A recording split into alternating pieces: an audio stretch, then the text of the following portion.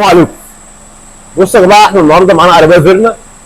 العربيه دي يعني العفشه كلها بتاعتها جديده، معمول فيها، تعالى هنا كده، تعالى، معمول فيها براد داخلي، براد خارجي، سبالم مساعدين تمام، متغير فيها تياش، متغير فيها براد اهو. البراد الخارجي اهي جديده، والبراد الداخلي جديده، وعندي المساعدين جديده، عندي البطاحات جديده، يعتبر العفشه كلها تمام. ولكن العربيه دي فيها عيب، عيب رخم جدا وعيب خبيث جدا.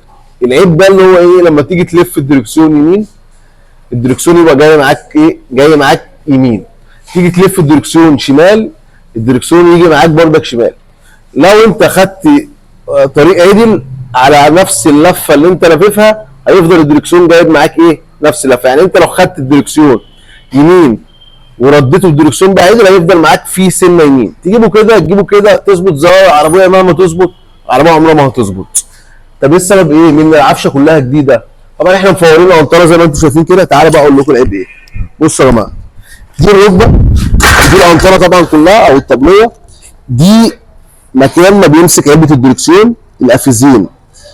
ايه اللي فيها بقى؟ بصوا هنا، ده العيب اللي انا بقول لكم عليه. طبعا العلبه كلها لما بتيجي تتحرك بتفتح كده، كل الايه الفرغه دي كلها بتتحرك من مكانها، فبتخلي العلبه تيجي معاك شويه يمين وشويه تيجي معاك ايه شمال، شويه يمين وشويه شمال. فطبعا احنا دلوقتي احنا فورنا الانطره دي على اساس ان احنا نغيرها، على اساس ان احنا نغيرها. ولكن احنا شايفين دلوقتي ان اللحام ده لو لحمنا، هي كده كده هي في الفابريكا واخده بونط، يعني في الفابريكا واخده بونط. لا، احنا هنخيطها خالص من الجناب من هنا ومن هنا، وهنرجعها على ابوها بالشكل ده.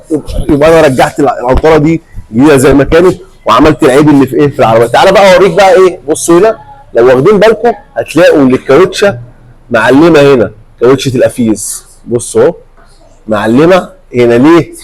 عشان العلبه بتروح معايا وتيجي، بص بتروح معايا من اول هنا لغايه هنا، بسبب الايه؟ بسبب الكسر اللي انتم شايفينه ده. عيب من العيوب الخبيثه اللي ممكن يجننك ويجنن بتاع الزوايا بسببه. شويه دركسيون يمين، شويه دركسيون شمال، مهما تظبط دركسيون، مهما تظبط زوايا، العربيه ما تظبطش معاك زوايا. شكرا لكم في قناه مواد سيارات مع وليد حسين.